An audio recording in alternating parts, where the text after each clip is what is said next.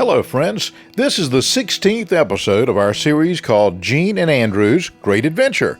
Andrew is our oldest grandson. We began this trip in Virginia, camping our way across Canada.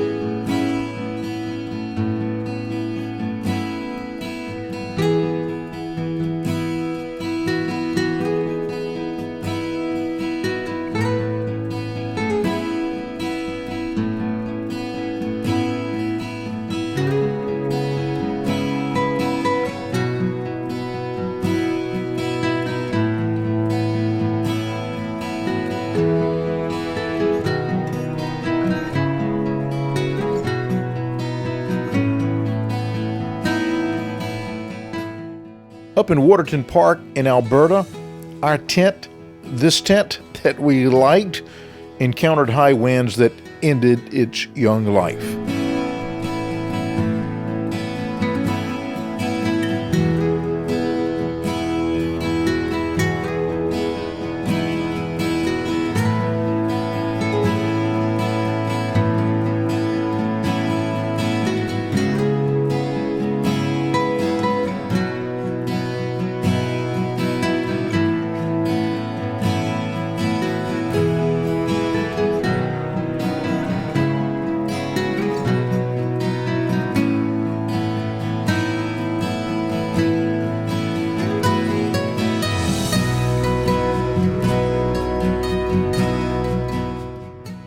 So we bought a different tent.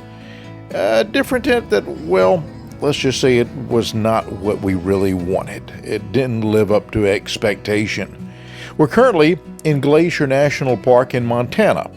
Every moment here is a photo masterpiece. In the last two episodes, we were driving from the east on the Going to the Sun Road, and if you haven't seen those episodes, I highly recommend them to you. Today, we'll be checking out the Lake McDonald Lodge, plus seeing those vintage red jammer cars up close and personal and learning some about them. We're really trying to grow the channel, so please help us out by hitting the subscribe button and give us a like. We hope you enjoy today's episode. Glacier National Park is part of the Waterton Glacier International Peace Park. Waterton on the Canadian side, Glacier is on the USA side.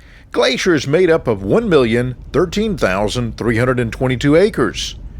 In the episode 15 of this series, at Logan Pass, we crossed the Continental Divide at 6,646 feet elevation.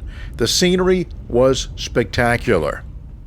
There are over 700 lakes, 200 waterfalls, numerous rivers and streams in the park. With rivers and streams come fish. In water, as on land, predators have profound effects on the structure of entire ecosystems. The St. Mary River and its larger watershed are the natural home of 4 native predatory fish. These fish serve ecological roles similar to wolves, mountain lions, and grizzly bears. They help regulate populations of fish that are lower in the food chain. Predators generally indicate that an ecosystem is healthy. The first of these fish is called the burbot. They're a cold water, bottom-oriented member of the cod family, meaning they spend much of their time in the deeper areas of lakes or larger rivers. Burbot spawn in the winter, generally more active at night. They are opportunistic feeders, feeding on aquatic invertebrates and small fish as juveniles, but rely increasingly on fish in their diet as they grow to adulthood. The largest one caught in Montana, the record, 17.1 pounds. The second is the northern pike. Among these fish, northern pike are the most tolerant of warmer weather and prefer near-shore habitat with lots of vegetation. Pike use aquatic vegetation for spawning and for cover while they're hunting. They are aggressive ambush hunters that strike with speed and precision. The St. Mary River drainage is the only place in Montana where pike are native. The record one caught in Montana, 37.5 pounds. And then there are lake trout.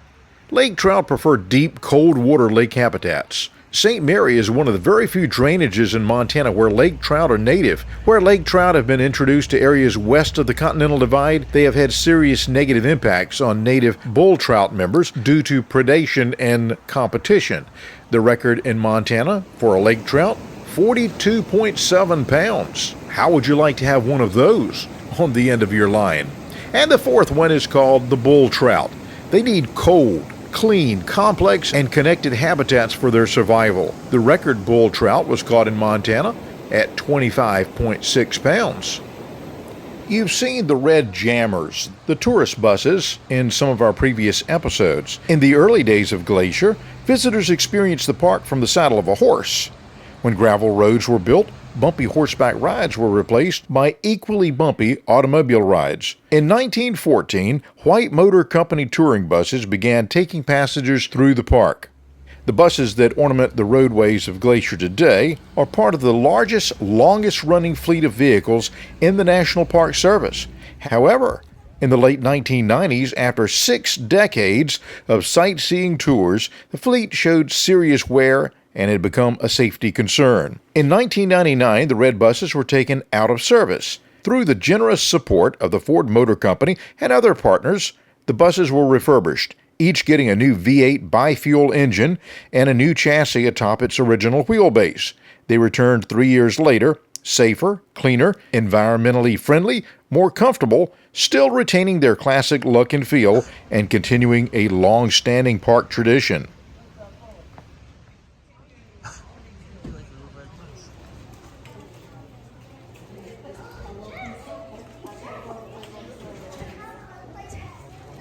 Okay, we're at the Lake McDonald Lodge here in Glacier, and we stopped at the restaurant.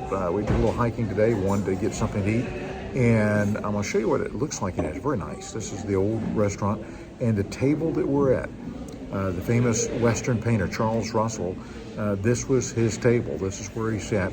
He wanted to sit where he could look out the window and see the creek going by. Their menu is filled with fresh and sumptuous choices. We had a salad before our meal, and that house salad with walnuts, red onion, carrot, tomato, olive oil, white balsamic vinegar, croutons, it may have been the best salad I've ever had. Now, Andrew and I are simple burger boys. He had the Trailhead burger, which is just a regular burger on a wheat Montana bun, lettuce, tomato, onion, pickles.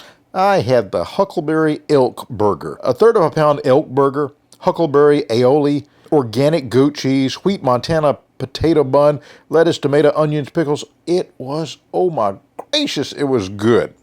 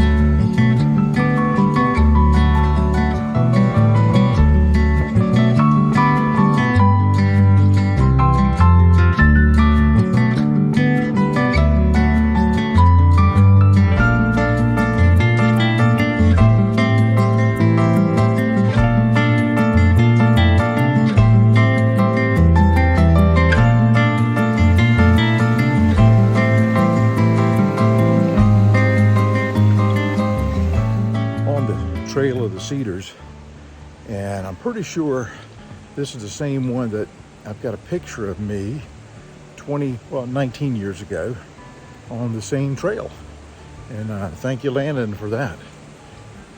Landon Garland, who put together a lot of cool trips. I've told you, I think, about him, and put together a lot of cool trips that we've done, like Yellowstone and Glacier, and he's just awesome hiking dude.